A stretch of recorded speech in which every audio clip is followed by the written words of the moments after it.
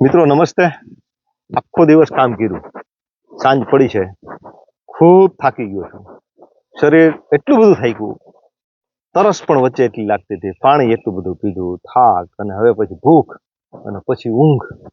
આ બધો જે આનંદ વેકેશનમાં લઉં છું એ અલૌકિક આનંદ છે. એ એના માટે હું શબ્દથી એનું વર્ણન ન કરી શકું. હું મજા આવે પણ છતાંય મારે થોડીક મહેનત અને ખેતી વિશેની વાત કરવી છે મિત્રો.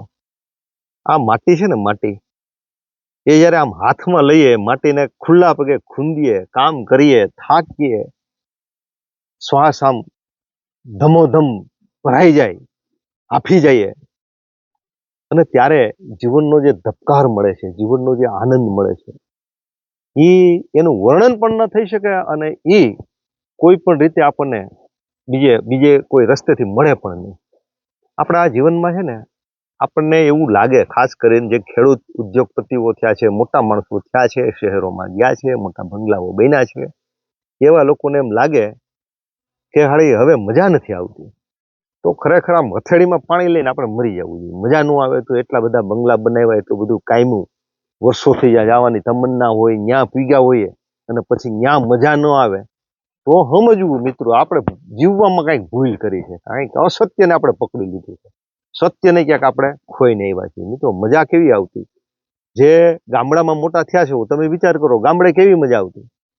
આ ગામડામાં જ્યારે હતા ને, નાના બાળપણ બચપણમાં આ બધું ગારો વીખતા, ખેતી કરતા, જે મજા આવતી ને, એ મજા એટલે નથી આવતી કે એ ગારાથી આપણે દૂર વહેવાય, ખેતરથી આપણે દૂર વહેવાય, ગામડાથી આપણે દૂર વહેવાય.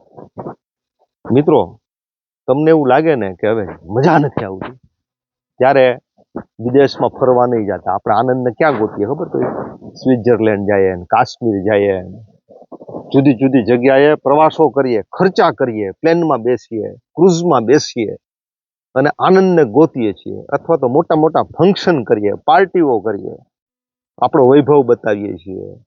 આપણે ખરેખર મદોમસ્ત થયા છે, હાથી જેવા મદોમસ્ત થયા છે, અને એના કારણે આપણે આ દુઃખી થયા. મિત્રો ગામડે વહી આવજો, એટલા 365 દિવસ હોય, આપણે અહીંથી જાહું પછી ચાલવાનું જ છે, બધું ચાલવાનું છે. તો ક્યારેક આપણે અહીંયા છીએ તો હાલવા દો અને વહી આવો, બધું ભૂલીને મોબાઈલ બંધ કરી દો. ખેતરમાં આવો, ખેતરના ક્યારાઓને ખોદો, ઉઘાડે પગે રખડો, ગારો વીખો. આ મિત્રો ખાલી હું તમને ખાલી ફાકા ફોજદારી નથી કરતો, મને એમ થાય છે કે તમે એકવાર આવું કરી જુઓ, જે મજા આવશે ને. આ 7/12 નકલ ખાલી નથી. હું એને ખેડૂત માનતો જ નથી કે જે ખેતર છે અને કામ નથી કરતો ને ખેડૂત જ નથી. 7/12 હોવાથી ખાલી ખેડૂત નથી બની જવાતું. ખેતર ખરેખર એવો કાયદો જ હોવો જોઈએ, જે મહેનત કરે ને એના માટે જ ખેતર હોવું જોઈએ. મહેનત નથી કરતા, ખાલી પ્રોપર્ટી તરીકે જેણે ખેતર રાખ્યા છે, એની પ્રોપર્ટી બનાવી છે, એ પાપ છે. કેટલાય ભૂખે મરે છે, કેટલાય મહેનત કરી શકે એવા માણસો છે, એને આપી દેવું જોઈએ. નકર આપણે ખેડૂત હોય તો ખેતરને ખોદો, ખેડો, ગારો વીખો અને તમે ધબકાર જુઓ, જે મજા આવે. મિત્રો આપણો સ્વ સાથેનું, અસ્તિત્વ સાથેનું આપણું છે ને મંડાણ આપણને મળશે. કેદુનું ખોવાઈ ગયું છે, જ્યારથી આપણે બહુ બે પાંદડે થઈ ગયા ને, ત્યારથી આપણે છે ને આમ થોડાક પેલામાં આવી ગયા છીએ, સ્માર્ટ જીવન જીવા મળ્યા. મિત્રો જેટલું સ્માર્ટ વસ્તુ છે ને જગતમાં, એ બધી ખોખલી છે. સિમ્પલ, સીધા સાદા માણસો, હું અહીંયા ગામડે હોઉં છું, ગામડાના માણસોને, બાજુના ખેતરોના ખેડૂતોને મળું છું, ત્યારે એમ લાગે છે જીવન તો આ જીવે છે. મિત્રો ખોટા આપણે વેમમાં છીએ, જે લોકો પૈસા વાળા ખૂબ ઢગલા ઉપર બેઠા છીએ ને, પેલા સામાન્ય માણસો સેલ્યુટ કરે, આટલે આપણને એમ લાગે આ બધું છે આપણી પાસે.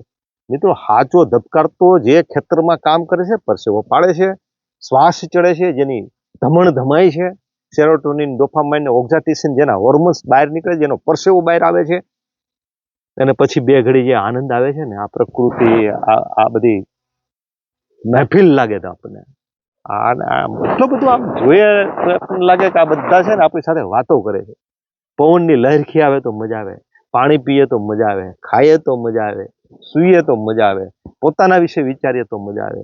બધા જ આપણા મલેશ બધા હોય ને, વિકારો, આપણી વાસનાઓ, એ બધી મહેનતમાં ક્યાં વહી જાય છે ને ખબર નથી પડતી. મિત્રો આપણે જગતને ભૂલી જાય છે, આપણા ગમગીનીને ભૂલી જાય છે, આપણી ઉદાસીનતાને ભૂલી જઈએ છીએ.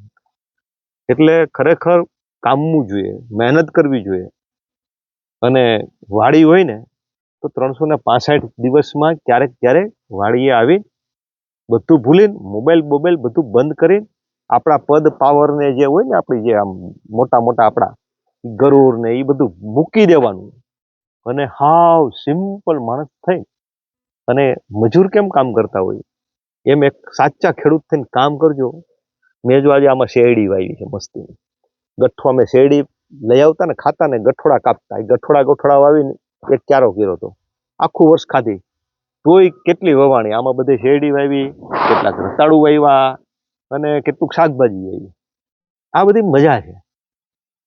હેનરી થોરોએ કીધું હતું કે તમે ડિપ્રેશનમાં આવો ને ત્યારે ખેતરનો ક્યારો ખોદજો, ગોળજો. આ છે ને પંચમહાભૂત છે, પાણી, પૃથ્વી, તેજ, હવા, વાયુ, આકાશ, આ બધા તત્વોથી આપણો આ દેહ બનેલો છે.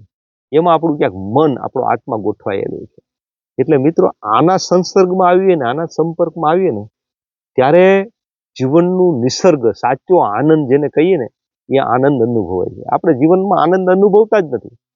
આનંદ હંમેશા સ્વ સાથે હોય, આપણા સ્વના તબકાર સાથે, આપણા અસ્તિત્વ સાથે આનંદ હોય છે.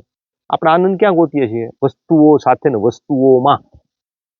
મિત્રો વસ્તુઓમાં આનંદ નથી, વસ્તુઓ આપણને દુઃખી કરે છે. વસ્તુ આપણી પાસેથી જતી રહે છે ત્યારે આપણે દુઃખી થઈએ છીએ. વસ્તુ આપણને ગુલામ બનાવે છે, સાધનો આપણને ગુલામ બનાવે છે. આ દુનિયાનો સૌથી સુખીમાં સુખી માણસ એ છે કે જે સાધનો વગર અથવા તો ઓછામાં ઓછી વસ્તુથી જેને જીવતા આવડે છે, એ માણસ સુખી છે. અને એવું જીવન ખેડૂતનું હોય છે, એવું જીવન ખેતીનું હોય છે. એટલે ક્યારેક આવો અખતરો કરો, ખાલી 7, 12, 8 અને આટલા વીઘા જમીન છે એમ નહીં, એ જમીનને ખોદો, ગોળો, એના સંસર્ગમાં આવો. બીજાને બધાને ભૂલી જાઓ કોણ શું કહે છે, કે આ પ્રોફેસર સાહેબને મજૂરીનો લોભ લાગે છે, ખેતર ખેડે છે. મિત્રો એવી રીતનું નહીં, એને જેને કેવું એ કે, પણ તમે છે ને આ વીખો, મજા કરો, આનંદ આવશે.